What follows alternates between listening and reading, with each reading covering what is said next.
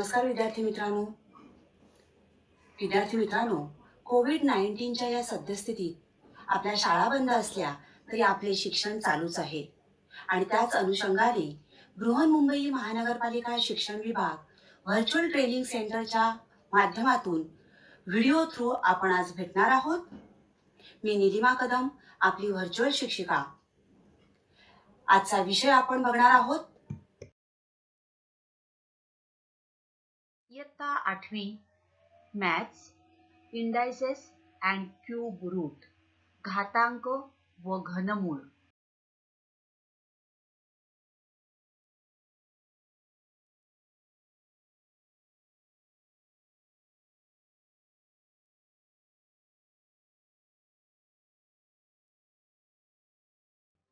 Mistakes are proof that you are trying.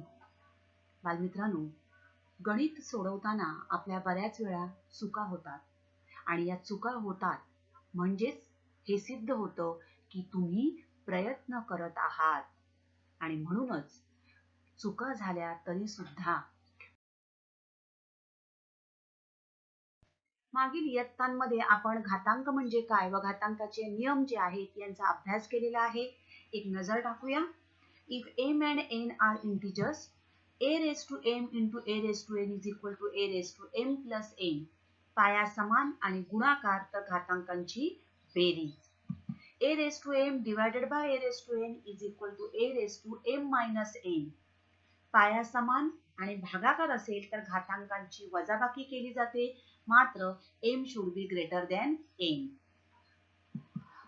If m is less than n, m हा n पेक्षा लहान असेल आणि पाया समान भागाकार तर a raised to m divided by a raised to n is equal to 1 upon a raised to n minus n. a raised to 0 is equal to 1. a raised to minus m is equal to 1 upon a raised to m. a upon b raised to m is equal to a raised to m upon b raised to m. a into b raised to m is equal to a raised to m into b raised to m, and a raised to m in whole raised to n is equal to a raised to mn. घातांकांचा गुणाकार.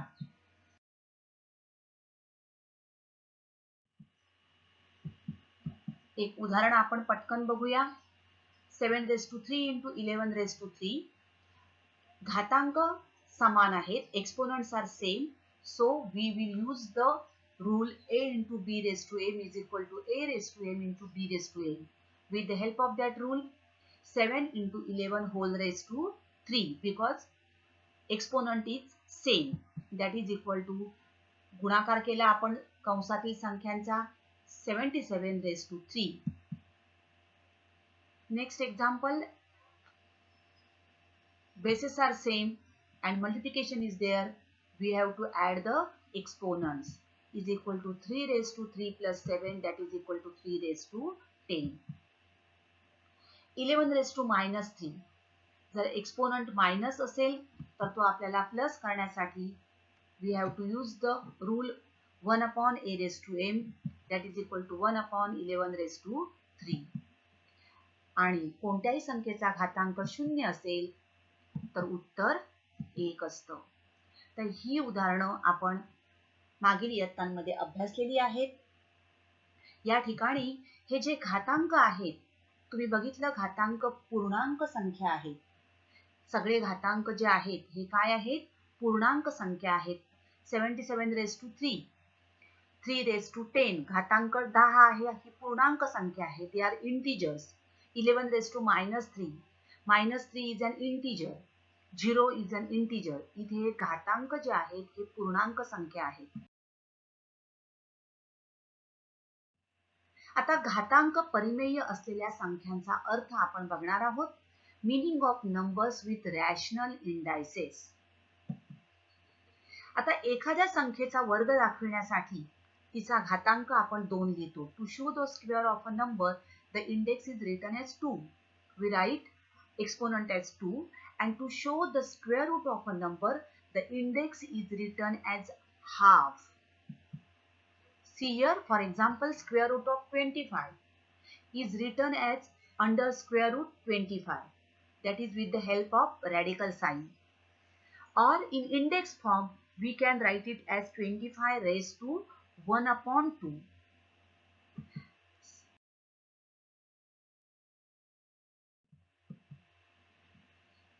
तर the square of a can be written as a square, and square root of a is written as square root of a, or a raised to half. Okay.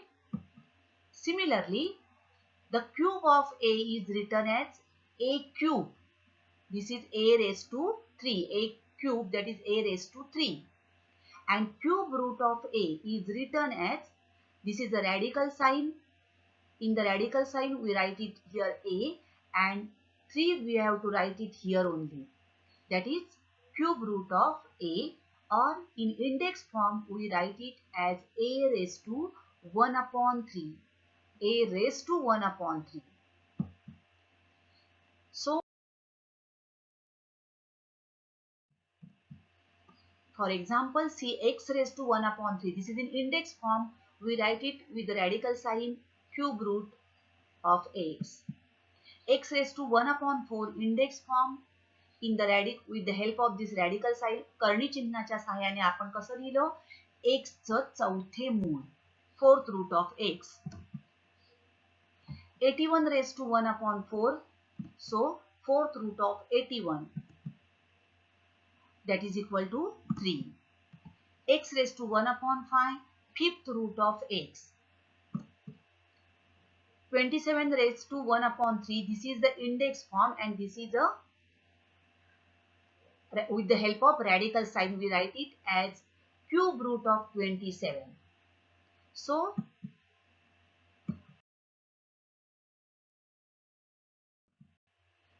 आपल्याला आता express the following numbers in the index form. Index form मध्ये आपल्याला लिहायचं आहे 81 चे घनमूळ, cube root of 81. So with the help of radical sign, we write it as cube root of 81, or in index form 81 raised to 1 upon 3. Fourth root of 16. That is with radical sign. This is in index form 16 raised to 1 upon 4. Sixth root of 64 with the radical sign, and in अजून काही उदाहरणं बघूया. घातांक वापरून पुढील संख्या लिहा. Express the following numbers in index form. 13 चे पाचवे मूळ, fifth root of 13. With the help of radical sign, कर्णी चिन्ह वापरून आपण लिहिणार आहोत. कर्णी चिन्हात 13 चे पाचवे मूळ, फिफ्थ रूट ऑफ 13, आणि घातांक वापरून 13 raised to 1 upon 5. 13 चा 1/5वा घात. 100 चे 8वे मूळ, 8th root of 100. With the help of radical sign, 8th root of 100 Karni चिन्हात आपण लिहिलंय, और घातांक वापरून in the 9 चे radical sign, we write it as under radical sign 6th root of 9, or in the index form 9 raised to 1 upon 6. 30 चे 7वे मूळ, 7th root of 30. 30 चे 7वे मूळ, और घातांक रूपात.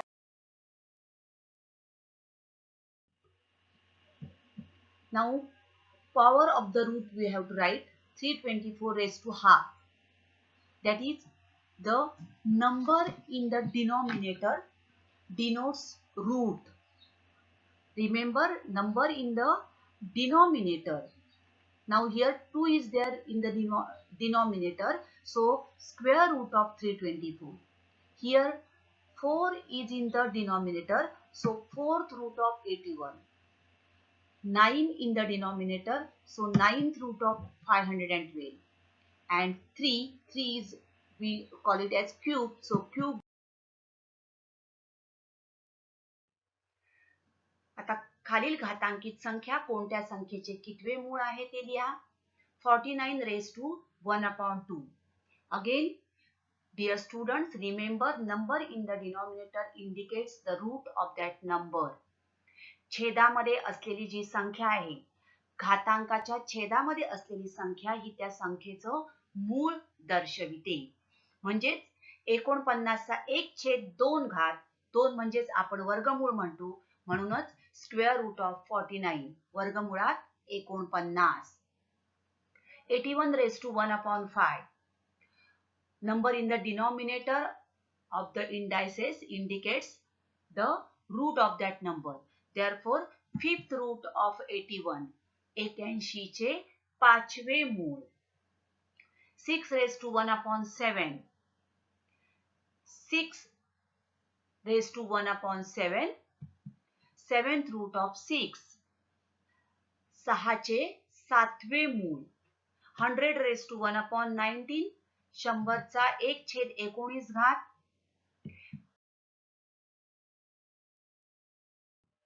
Remember some things, काही गोष्टी लक्षात ठेवा. When we multiply a number by itself 3 times, the product so obtained is called the perfect cube of that number.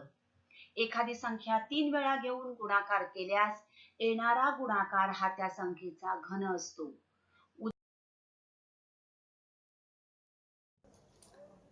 तर विद्यार्थी मित्रांनो, आता आपण इथेच थांबणार आहोत.